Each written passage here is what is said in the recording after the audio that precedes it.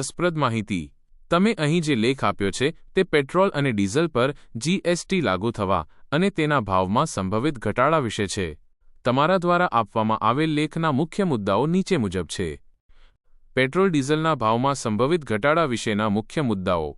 મોંઘવારીમાં રાહત. છેલ્લા કેટલાક વર્ષોમાં પેટ્રોલ અને ડીઝલના વધતા ભાવને કારણે વાહન ચલાવવું મોંઘું થયું હતું. જીએસટી કાઉન્સિલનો સંકેત. કેન્દ્ર સરકારે જીએસટી કાઉન્સિલની બેઠકમાં ઇંધણ કરમાં ઘટાડો કરવાનો સંકેત આપ્યો છે. જીએસટી દરમાં ફેરફાર. અગાઉ લાગુ પડતા 18મી 20% જીએસટીને બદલે હવે તે ઘટાડીને ફક્ત 4% કરવામાં આવશે. ભાવમાં મોટો ઘટાડો. આ ફેરફારને કારણે પેટ્રોલ અને ડીઝલના ભાવમાં નોંધપાત્ર ઘટાડો થવાની સંભાવના છે. અગાઉના ₹110 પ્રતિ લિટરના ભાવ ઘટીને ₹80થી ₹90 પ્રતિ લિટર થઈ શકે છે. નવા દરો ક્યારથી લાગુ? સરકારે સંકેત આપ્યો છે કે નવા દરો 22 સપ્ટેમ્બર 2025મી લાગુ થઈ શકે છે.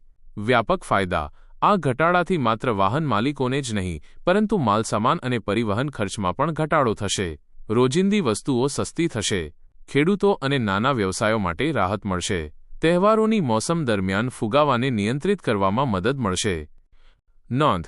આ લેખમાં આપેલી માહિતી ભવિષ્યમાં થનાર સંભવિત ફેરફારો અને અંદાજો પર આધારિત છે જે 22 સપ્ટેમ્બર 2025મી લાગુ થવાની વાત કરે છે.